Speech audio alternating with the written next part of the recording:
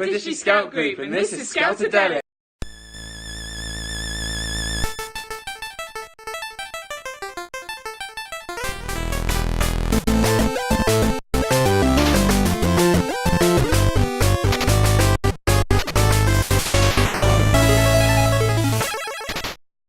Welcome to Scoutadelic, the YouTube channel just for you. And I'm Mike, and have we got a bit of an adult episode for you. We've got this. We've also got that. But first, I'm in Wolverhampton, where it's snowing, to find myself a co-host. So who is my co-host going to be this month? Hi, I'm Sian Anakin. I am the Assistant County Commissioner for Activities at West Mercia Scout County. I'm also the Assistant County Commissioner for Events, and I'm the moderator of the Activity Permit Scheme, and I'm also the County Archery Assessor. This is my 60-second Scouter.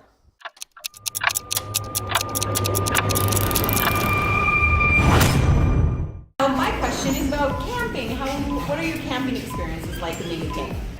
Camping experiences in the UK are often very wet and cold, but also great fun as well.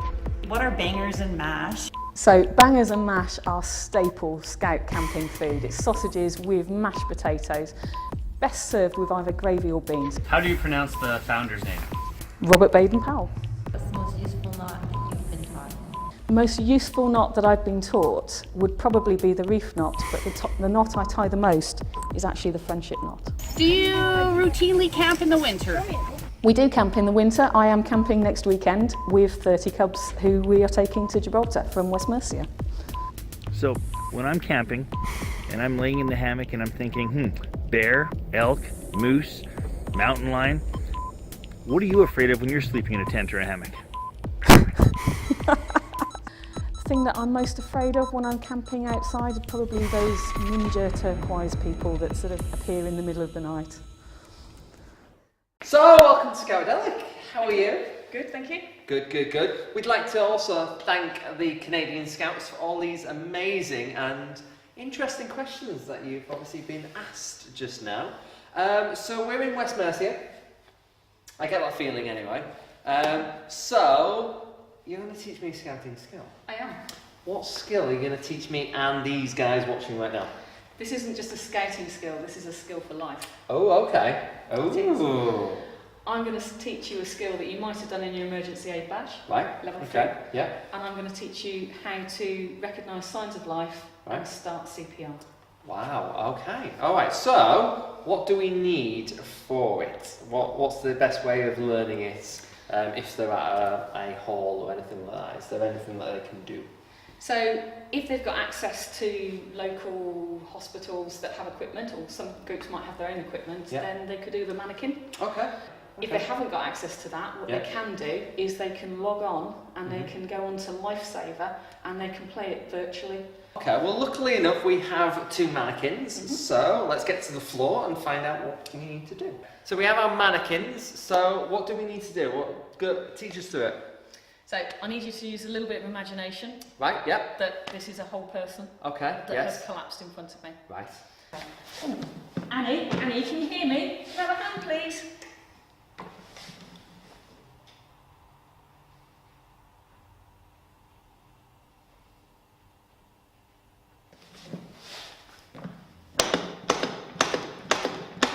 Mike, can you call on your mobile phone 112 please and ask for an ambulance? Yeah, of course. Tell them there's an adult in cardiac arrest Right, okay. and come back and tell me when you've done it.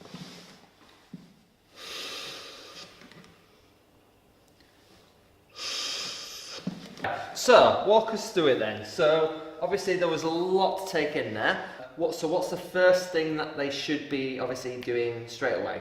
As in, they've collapsed in front of you, so what's it? The very first thing I want everyone to think about is their own safety. Right, okay, yeah. So before anybody rushes in, they want to actually make sure that it's safe for them to do so. Okay. If it's not safe to do so, it might be they actually have to call for help from where they are. I'm guessing at the end of the day, they've got to think of if they run towards it and they're going to be in danger, then there's two casualties, and if they're in the middle of nowhere, no one else might be passing by. So always make sure that you're safe. So number one is you. Okay. So if we're safe and we're perfectly fine, then I want to know if this person is dead or alive. right. Okay. Unlikely they're sunbathing in here, but if it was outside, Yeah. there could Of be. course. Yeah. So I'm going to actually check for some kind of response. Right. Okay. In doing so, I'm going to shout into both ears because they might not be able to hear that well. Right. Okay. And I'm going to give them a little bit of stimulus to the shoulders as well. Right. Okay. All right. So, hello, Annie, can you hear me? Can you open your eyes? Shouting to both ears is giving them every opportunity to wake up. Right. And if I get hold of that trapezius muscle here, Oh right. Oh yeah. give it a good squeeze, that actually hurts, and you've given them a little bit of stimulus that if Right. they can wake up, they will do. She didn't respond to me, so I want to know now whether she's actually breathing. Right. So I need to think about her airway, Mhm. which is obviously your mouth and your nose. Yeah. And before I open it fully, I'll just have a quick visual look to see if there's anything obvious there. Right. Okay. Yeah. And then I'm going to do a head tilt chin lift. Okay. So putting 2 fingers just on that bony part of the chin, Right. 1 hand on the forehead, Yeah. and tilting that head back Tilt to it open back. up that area. Okay. At that point, I want to look, listen and feel for up to 10 seconds. So I'm looking at that chest. I want to see normal rise and fall for normal Right. breathing. Okay. I'm listening with my ear above her mouth and nose because she could be breathing through either. Yeah. And I'm trying to hear that breathing. Right. And I'm trying to feel it on my cheek. Right. Okay. Don't just count 1, 2, 3, 4, 5, 6, 7, 8, 9, 10. Yeah. I like counting elephants. Right. Strawberries work as well. Whatever Oh, you right, want to okay. go with. If I get to that point and there's no signs of life or there's no signs of normal breathing, I'm going to assume they're in cardiac arrest. Right. Okay. If there's nobody else around, at that point I'm going to get my phone out of my pocket and call for an ambulance myself, Right. putting it on hands-free on the floor Right. and speaking to the ambulance crew. Okay. You were here, Yes. you can do that bit for me, Yeah. and I'm starting my CPR. Right. Okay. Up onto my knees so that I can get my shoulders above my wrists, Right. linking one hand over the other like that. Doesn't matter which way, which Okay. hand, as long as you've got it Right. one way or Okay. the other. Yeah. I want all the pressure on my hand to go through this bit here. Right. Centre of the chest, Mhm. lower half of that breastbone, the sternum. Okay. Yeah. So my shoulders are above my wrist, Mhm. and I'm now going to compress at a depth of 5 to 6 centimetres. How would you know? That's the thing. Obviously, when you're doing it, how do you know that that is 5 or 6 centimeters? Is there something that? In an adult, it works out roughly about a third of the depth of their chest. Right. Okay. So it's judging the size of it, but most people sort of can aim for round about that sort of depth and a rate of 100 to 120, which if you think about it is a maximum of 2 in a second. How many of them do you need to do in total? So I do, initially while I'm talking to you, Yes. I don't need to count because it's really difficult to count and ask you to phone for an ambulance. Right. And I can think about, I've probably done 30, but I'm not sure because I didn't count. Yeah. So I then went to my 2 breaths and back to 30 and 2. So you keep on doing 30, And then 2. 2, and then 30 again. Okay. Not everybody likes to do mouth to mouth. Right. Okay. And we appreciate that. Mhm. But if you don't want to do mouth to mouth, just do compressions only. Right. Doing compressions only is better to do something rather than to do nothing. Right. Okay. Okay. So it's going back to your head tilt chin lift Yeah. again. Okay. But this time it's squeezing the nostrils shut, Yes. and then you need to make your mouth big enough to go completely round their mouth Right. Okay. and blow enough that the chest rises. You're not blowing up a balloon. Right. It's not a competition. Okay. You bring your mouth well away in between. Mhm. Second breath and straight back into And your straight back compressions. into 30. That's amazing. Thank you very much. So, hopefully you can use this for your first aid badge, or you never know. Hopefully you might save someone's life in the future. So, our word of the month has a guest option. So last month, Gareth's word was, Fundraising. and we got some really cool photos of the fundraising that you guys have been doing past and present. So here are some of the ones that we got sent. So this is James on a carnival float raising money for their group. Looks exciting. And this is Catherine making homemade cakes to raise money for the Jamboree in America. Always yummy. I know, right? This is Rob, festively bag packing. Hope you raised quite a lot there. This one's me. This is abseiling down Dudley Castle when we raised about £600 towards our summer camp. Those are some amazing photos, but this month we need a new word and we need a new guest. So, here's who we've got.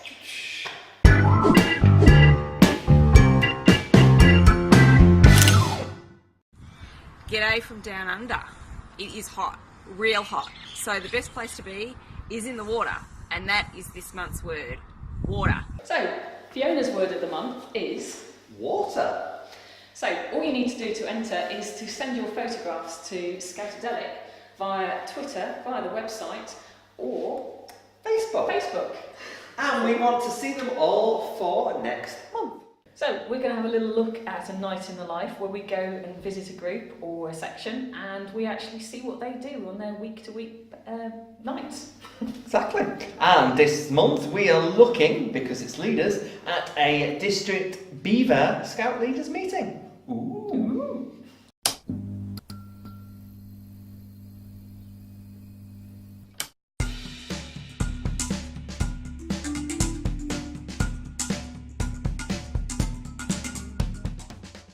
Why do we think these things are important? I think the meetings are important because it gives us a chance to put our ideas forward when we're making decisions.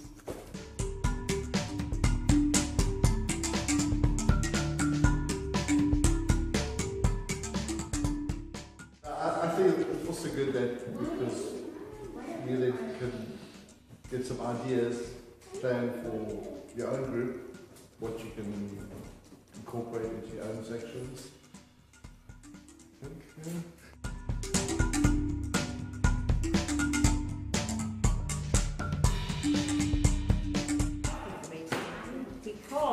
Because we share district structure with everybody.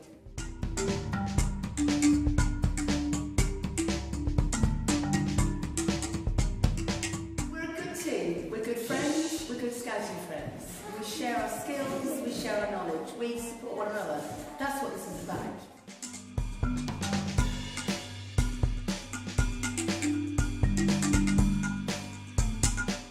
I think the meetings are a great opportunity for us to be able to get the district plan and things that we do within district across to all the other leaders. That gives them a chance to give their input to us as to what we can help them with. Yeah, it's a good time to put it a laugh.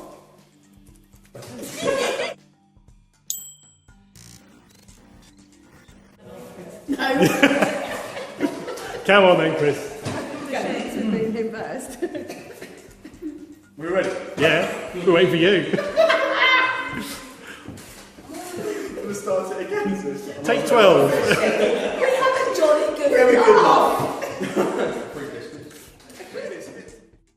So last year we decided to do something called Top Tips, where we asked Scouters their top tips for certain things. So this month we decided we were going to ask about your top tips for recruiting new leaders. And here they are.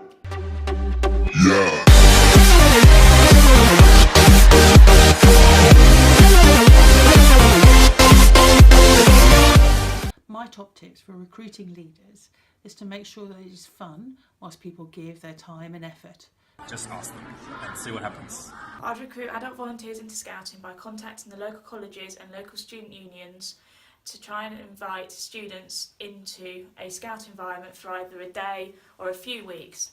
My top tip for recruiting new members is making them feel as though they are useful to you. So identifying what they are great at, so they could be good at crafts, for example, and incorporate a night where they can come down and show their skills.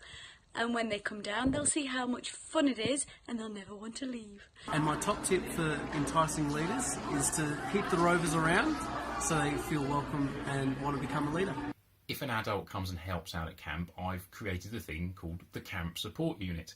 And I've got this lovely little badge that I give out to all the adults that come and help us out at camp. And the progression from the Camp Support Unit is we play a silly little game on our camps where we try and get as many clothes pegs as we can on other adults.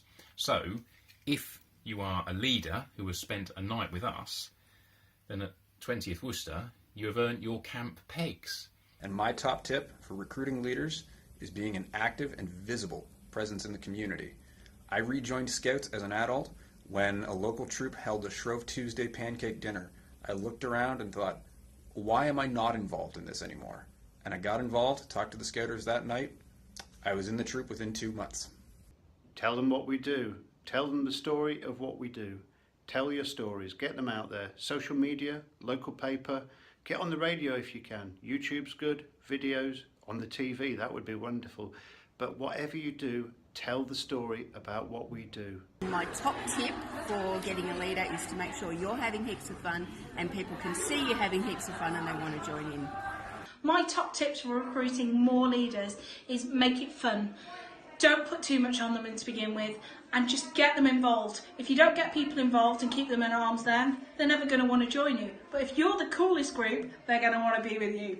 Support new leaders when they start.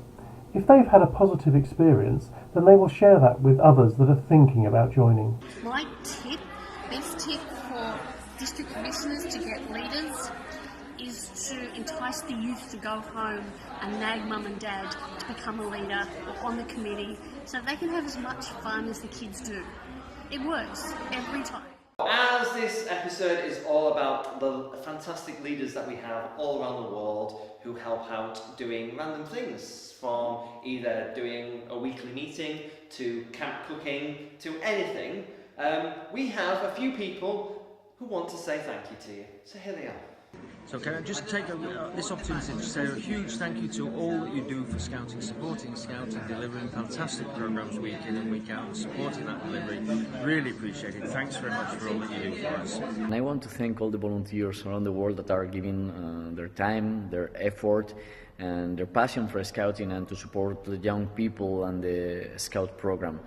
Just keep Scouting and let's make together a better world. Thank you very much. 2017 has been yet another great year of growth, achievement and adventure. It's a tribute to all our adult volunteers who work so hard week in, week out to make Scouting happen in Gibraltar.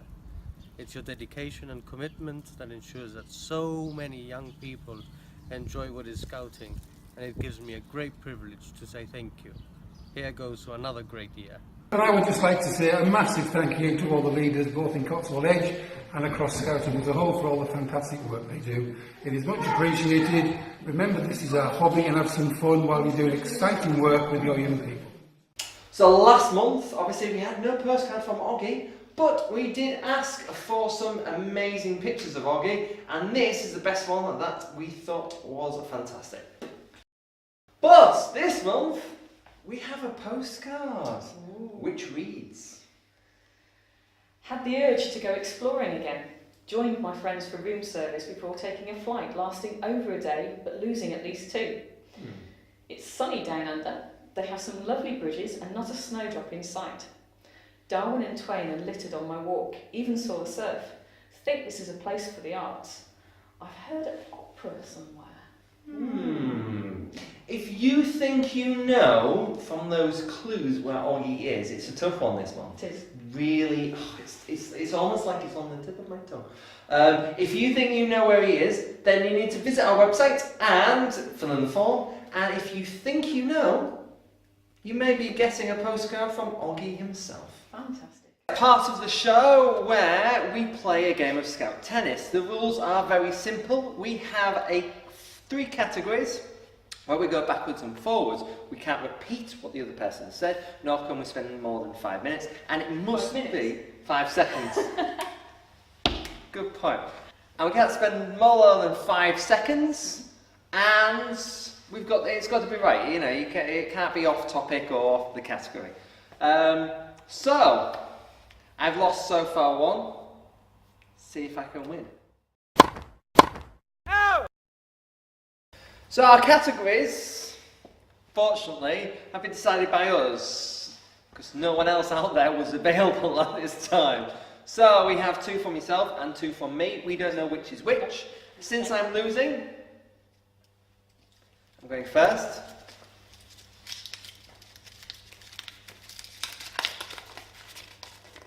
Things you take camping. Okay, things you take camping. It would be Wellingtons. Tent. A sleeping mat. A sleeping bag. A pillow. Pyjamas. A waterproofs.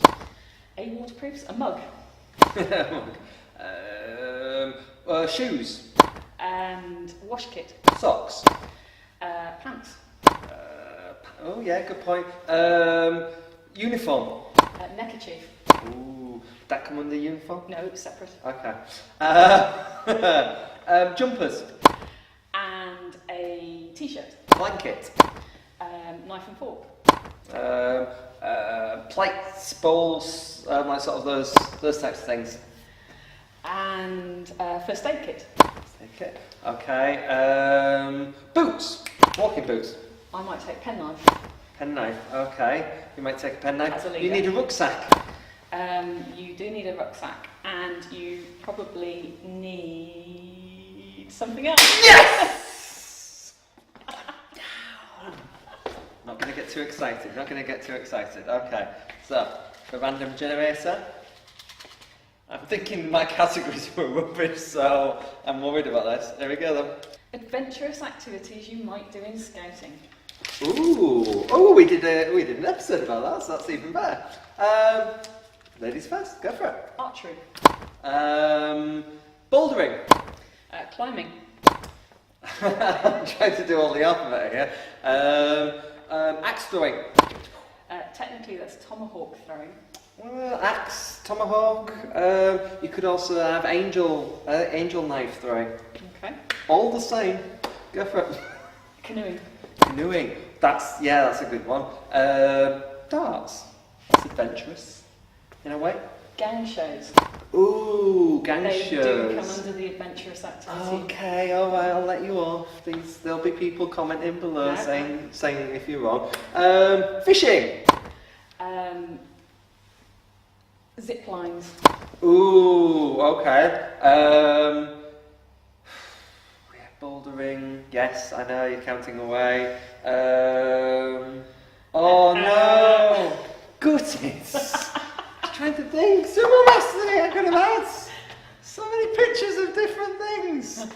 Grass sledges. Okay. 3G swing. I didn't think so at Red Room. So it's all down to this one. Crikey. Which is my one. And I'm hoping that this isn't one that I thought, oh, that's a good one. And I thought, really not. And it is. Rules a cup pack may have. Okay. Alright, so it's rules that a cup pack may actually have on their sort of nights. So, hands and feet to yourself. Listen to your leaders. That's a good one. Always be in uniform. No shouting. No swearing. When the leader puts their hand up, you stand still and close your mouth. Ooh, that is a good one. Always be manners don't cost anything. Always be nice. That's a nice one. Always trust your leader. Isn't that the same as listening to your leader? No, it's a different word altogether. Yeah, of course, yeah. No bullying. No bullying. Oh, I like that. No pushing. No fighting. Okay, yeah.